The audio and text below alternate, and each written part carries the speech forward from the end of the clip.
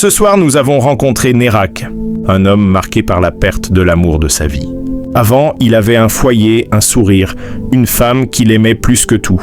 Mais un drame a brisé son monde et depuis, il survit dans la rue. Assis près d'une bougie, il nous livre son histoire. Celle d'un homme qui a tout perdu, sauf le souvenir de celle qu'il aimait. Je m'appelle Nerak. Avant, ma vie, elle avait rien d'extraordinaire. Mais elle me suffisait. J'avais pas beaucoup, mais j'avais tout. J'avais surtout elle. Maëlys. Ma femme. Mon rayon de soleil dans une vie un peu grise. On s'était rencontrés au marché, tu vois. Moi, je vendais des fruits, elle passait tous les samedis pour acheter 2 pommes et 3 bananes. Toujours les mêmes. Et toujours ce petit sourire timide. Au début, je croyais que c'était rien. Juste une cliente sympa. Puis un jour, elle m'a dit « Vous savez, j'achète des pommes juste pour avoir une excuse de venir vous voir. Je suis resté con, tu vois. Rouge comme une tomate. » Et c'est là que tout a commencé. On s'est mis ensemble doucement. Pas besoin de grands mots, ni de promesses. On vivait simple. Dans un petit appartement à Saint-Denis. Au 4e sans ascenseur, avec les murs qui craquent quand il pleut. Mais on s'en foutait. On riait pour rien. Elle cuisinait des trucs qu'elle inventait. Et moi je faisais la vaisselle en chantant faux. C'était ça notre bonheur. Un truc qu'on construit avec presque rien, mais qui tient chaud. On travaillait dur tous les deux. Elle, dans une petite boutique de vêtements. Moi, je me levais à 4 heures du mat pour aller au marché. C'était pas facile, mais on s'en sortait. On avait des projets simples. Mettre un peu d'argent de côté, s'acheter une vieille voiture, partir un jour à la mer. Elle disait souvent « Nerak, quand on sera vieux, je veux qu'on ait toujours le même rire qu'aujourd'hui. » Et moi je répondais « Promis. » Mais tu vois, les promesses, la vie, elle s'en fout. Tout a basculé un soir d'hiver. Froid, humide. Un de ces jours où la pluie te colle aux os. Elle rentrait du travail. Un chauffard a grillé le feu. Une seconde, juste une seconde. Et tout s'est arrêté. On m'a appelé à l'hôpital. Je suis arrivé trempé, le cœur battant. J'ai vu les infirmiers courir, j'ai compris. Avant même qu'ils parlent, j'ai compris. J'ai vu son visage, si calme, si paisible. Comme si elle dormait. Mais elle respirait plus. Et moi, j'ai hurlé. Un cri que j'avais jamais sorti de ma vie. Un cri qui m'a déchiré la poitrine. Après ça, tout est devenu flou. Les jours, les nuits, je savais plus. Je dormais pas, je mangeais pas. Je traînais dans notre appartement, entre les murs pleins de son odeur. J'écoutais encore ses pas dans le couloir. J'attendais qu'elle ouvre la porte. J'y croyais presque. Je parlais tout seul, je lui parlais, je disais « T'es où, Maëlys? Reviens, s'il te plaît. Reviens, j'ai besoin de toi. » Mais elle revenait pas. Les gens disent qu'avec le temps, on apprend à vivre avec. Moi, j'ai pas appris. J'ai juste survécu. J'ai essayé de continuer à bosser, au début. Mais au marché, chaque fruit, chaque sourire de client me ramenait à elle. Je voyais son visage partout. Dans la foule, dans la lumière du matin, dans les chansons à la radio. J'ai commencé à boire un peu. Pour oublier. Juste un peu au début. Mais tu sais comment c'est. L'alcool, c'est pas un remède. C'est un piège. Tu crois que ça te calme, mais en vrai, ça t'enfonce. Et puis il y a eu les factures, les loyers, les retards, les huissiers. Moi j'étais plus là, pas vraiment. Mon corps bougeait, mais mon âme, elle était restée là-bas, dans cette chambre d'hôpital. J'ai perdu mon boulot. J'avais plus la force. J'ai vendu les meubles petit à petit. Le canapé, la table, la télé, tout y est passé. Même ses affaires, j'ai essayé de les garder. Mais à un moment, j'ai plus eu le choix. Le proprio a fini par me foutre dehors. Je me souviens du jour où j'ai quitté l'appartement. J'ai fermé la porte doucement, comme si elle dormait encore à l'intérieur.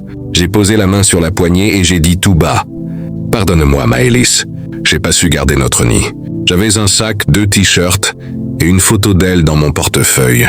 C'est tout ce que j'ai pris. Les premiers jours dehors, j'y croyais pas. Je dormais chez un pote, sur un canapé, puis un autre, puis plus personne. À force, les gens s'éloignent, pas par méchanceté, mais parce qu'ils savent pas quoi faire de ta douleur. Ils te disent « courage », mais ça veut rien dire, alors tu t'enfonces. Je me rappelle d'une nuit où j'ai marché jusqu'à la Seine, j'ai posé mes affaires sur le quai, et j'ai regardé l'eau longtemps. J'ai pensé à sa main dans la mienne, à nos rires, à nos promesses, et j'ai eu envie de la rejoindre. Juste arrêter de souffrir. Mais j'ai pas sauté. Je sais même pas pourquoi. Peut-être parce qu'au fond, une partie d'elle voulait que je tienne. Alors j'ai erré, de banque en banc, d'abri en abri. Je me disais que c'était temporaire, que j'allais me relever. Mais la vérité, c'est que quand t'as plus personne, plus de toi, plus de raison de te battre, tu t'éteins doucement. Je parlais encore d'elle, tout le temps. Les gens me prenaient pour un fou, mais c'est elle qui me tenait en vie. J'allais souvent à l'endroit de l'accident. Il y avait une petite trace sur le sol, une tache que la pluie n'effaçait jamais. Je déposais une bougie, parfois une fleur, quand j'en trouvais une dans la rue. Je restais là des heures. C'était comme si je lui parlais encore. Je lui racontais ma journée, mes galères, mes petits bouts de rien. Un soir, un gamin s'est approché. Il m'a demandé « Pourquoi tu pleures, monsieur ?» J'ai répondu « Parce que j'ai perdu ce que j'avais de plus beau. » Il m'a regardé sans comprendre, puis il m'a donné un biscuit avant de repartir. J'ai éclaté en sanglots. Parce que ce petit geste, ça m'a rappelé ce que c'est l'humanité. Et ça m'a fait mal, mais du bien aussi. Je vivais encore dans l'illusion qu'un jour, tout redeviendrait normal, que je trouverais un travail, un logement. Mais plus le temps passait, plus la réalité me rattrapait. Les papiers, les dettes, les regards des gens, tout s'est refermé sur moi comme une porte qui claque. Je parlais souvent d'elle à ceux qui voulaient bien écouter. Je disais, Maëlys, elle croyait toujours en moi. Même quand j'étais à bout, elle trouvait les mots pour me relever. Et chaque fois que je disais son nom, j'avais l'impression qu'elle vivait encore. Un peu. J'avais gardé notre photo dans ma poche, mais à force de pluie, de froid, de temps, elle s'est abîmée. L'encre a coulé. Son visage s'est effacé lentement. Le jour où je n'ai plus reconnu ses traits, j'ai eu l'impression de la perdre une deuxième fois. Depuis jamais je garde la photo quand même. Froissée et déchirée, mais c'est tout ce qu'il me reste d'elle. Avant la rue, j'étais un homme. Un mari, un rêveur. Après elle, j'étais plus qu'une ombre. Une moitié qui marche sans savoir où elle va. Et chaque soir, quand je regarde une flamme vaciller dans le noir, je me dis que c'est peut-être elle. Peut-être qu'elle me regarde encore. Peut-être qu'elle m'attend quelque part, dans un endroit où il fait plus froid. Et moi j'avance, un pas après l'autre, avec son nom dans le cœur comme un dernier refuge. Tu sais, au début, la rue, je croyais que c'était juste une mauvaise passe. Une semaine, 2, peut-être un mois, le temps que je rebondisse. Mais la rue, c'est pas un passage. C'est un gouffre. Quand tu mets un pied dedans, c'est dur d'en ressortir. Très dur. Les premiers jours, j'essayais de garder mes habitudes. Me lever tôt, me laver à la fontaine publique, chercher du travail. J'allais dans les agences, avec mes habits encore à peu près propres, mon sac sur le dos. On me regardait bizarrement. Un regard qui dit « T'as pas ta place ici ». Je sortais en baissant la tête. À force de me prendre des noms dans la figure, j'ai arrêté d'essayer. Les nuits, c'est ça le pire. Le froid, le bruit, la peur. Tu crois que t'es fort, mais quand t'es seul sur un trottoir et que tu sens le vent te traverser les os, t'as juste envie de disparaître. Je me souviens de ma première nuit vraiment dehors, sous un pont, du côté de la gare du Nord. Je tremblais, j'avais faim, j'avais honte. Honte d'être là. Je repensais à Maëlys.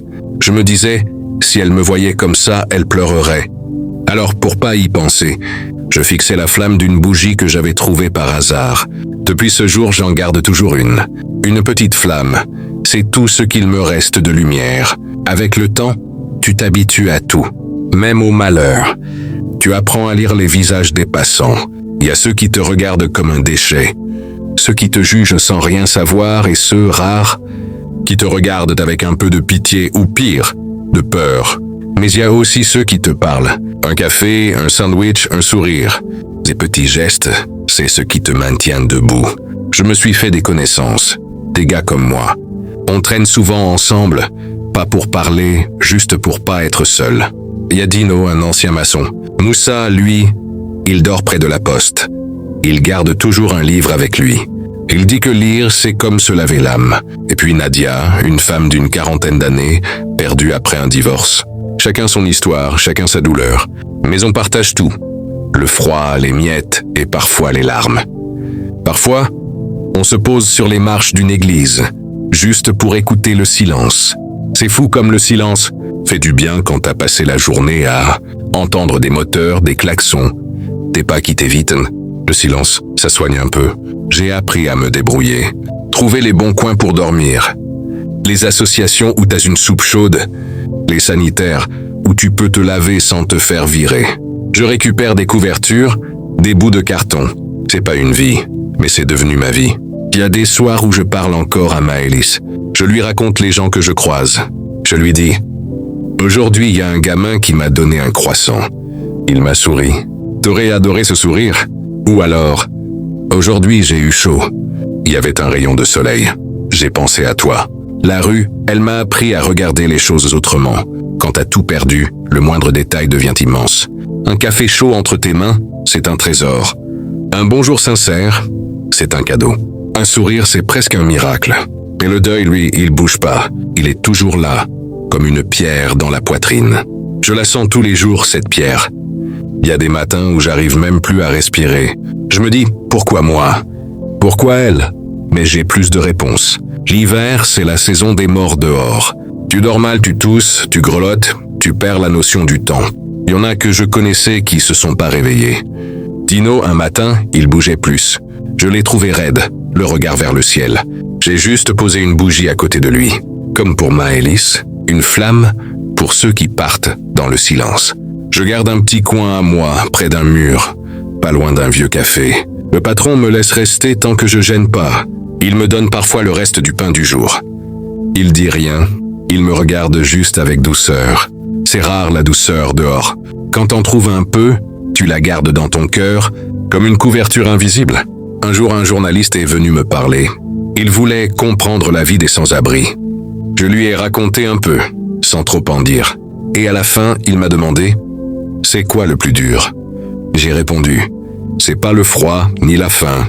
C'est d'avoir personne à qui dire bonne nuit. Tu vois, c'est ça la vraie misère. Pas de manquer de pain, mais de manquer d'amour. Je dors souvent près d'un petit mémorial. Un coin de trottoir où les gens allument des bougies pour ceux qu'ils ont perdus. J'y ai mis la mienne aussi, pour elle. La nuit, la flamme danse doucement et ça me calme. Des fois, j'ai l'impression qu'elle m'écoute encore.